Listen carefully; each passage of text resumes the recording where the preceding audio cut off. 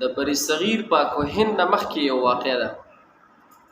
په یو محله کې یو بوډا سړی انپړه سړی، نو هغه انپړه سړی چې کله وفات شو نو د هغه په جنازه کې خلک شریک شولو. خو د ده په جنازه کې یو کس شریک شولو چې د ده دپاره د جنازې نه مخکې د ده دپاره څه دی کفن د ده د غسل هر یو شیز انتظام هغه کړو، خدمت هغه وکړلو. بیا چې کله قبر ته کوزو نو په قبر کې به دفن کولو په ټیم کې څه دی دا سړی ورسره څه دی شریک و.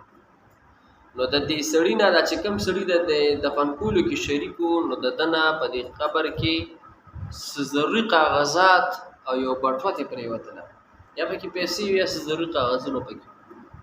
نو چې هغه ترې پرېوته خو د ده ورته خیال ونه شولو، خیال یې ورته نه شولو. بیا چې کله دی دا بابا یې دفن کړلو، د هغې نه پس چې دا خاور هر څه برابر شو، دی لاړو کور ته. چې کور ته لاړو نو وي په کور کې چې څنګه ده ته یاده شو چې زما نه خو بټوه ورکړې شوې ده.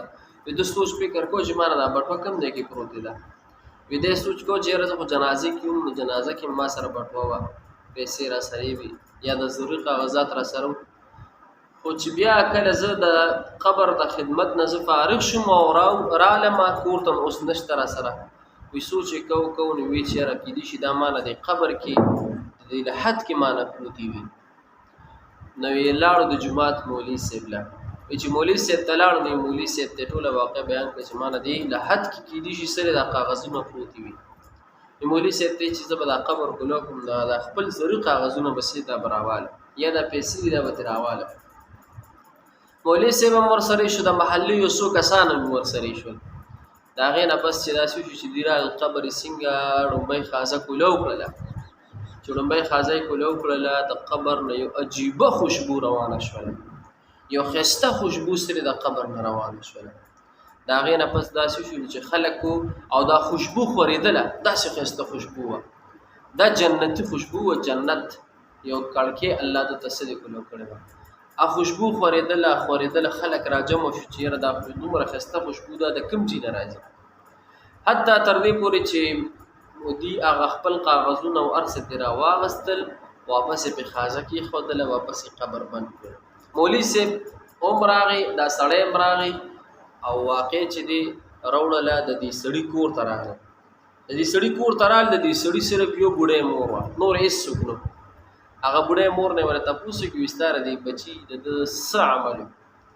هغه ورته بوډۍ چې دی هغه ورته وایه ما نه ولې د دې خپل بچي په باره کې ما نه ولې تپوس کوې چې دا څه عمل و. نو دوی ورته ټوله قصه کړه چې یاره دغه شانتې قبر مونږ پرې وکړو، مونږ نه څه پروت وي پکې او داسې معامله وشو. مولوي صاحب ورته ته مونږ ته دا عمل راته وښایه چې مونږ هم داسې عمل کوو که نه، دا څه عمل کولو. نو بوډۍ ورته تاسو کښېنئ، وایي کمرې ته لاړه کوټې ته، وایي قرآن مجید راواخیسته. چې قرآن مجید راواخیسته مولوي صاحب ته یې راوړلو چې مولوي صاحب دا واخله، دا کتاب وګوره، دا قرآن وګوره. وایي چې مولوي صاحب قرآن مجید کوله وکړو داسې، چې ویې کتل نو دا قرآن مجید په هر یوه پاڼه باندې څه دی د اوبو څاڅکي پراته، د اوبو د څاڅکو په شان دي څاڅکي پرې پراته.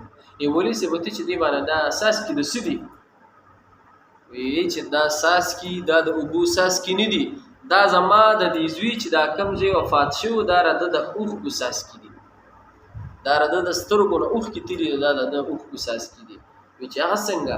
وایي چې زما دې زوی قرآن ویلی نه او کوټیوالې قرآن نه ویلی، خو چې کله ورته دا پته ولګېد چې دا قرآن د الله کتاب دی، په دې زموږ ایمان دی، وایي زړه کې یو درد و چې زه دا قرآن ووایم، زړه کې یو مینه وه، کوشش یې ډېر وکړو خو قرآن یې زده نه کړلو. اخر کې یې به داسې کړو چې اودس شرندام به یې وکړلو، قرآن به یې کولی وکړو او د قرآن په هر یوه پاڼه باندې به یې څه دی ګوته به یې ګرځوله. یا الله دا قرآن ستا کتاب دی، دا ستا حق کتاب دی، زموږ په ایمان دی. خدای تا چې دی کې مونږ ته څه احکامات ویلي دي، تا مونږ ته څه فرمایلي، خدای زما په ایمان دی او دا زموږ په دې باندې ایمان دی، دا ستا حق کتاب دی. او د ده د دې سترګو نه به اوښکې تللې، هغه به د دې قرآن په دې پاڼو باندې هسې دغه پرتې وي. نو ګورې جي یو انپړه یو جاهل سړی چې د قرآن سره جاهل هوته نه شي، خو یو انپړه سړی، یو انپړه سړی چې نه د دنیاوي تعلیم و نه دیني تعلیم اسم د قرآن اړو زده کړی نو، خو صرف د قرآن سره یو عشق، یو مینه، محبت، یو درد یې په زړه کې پروت و چې دا د الله کتاب دی، دا د الله کلام دی.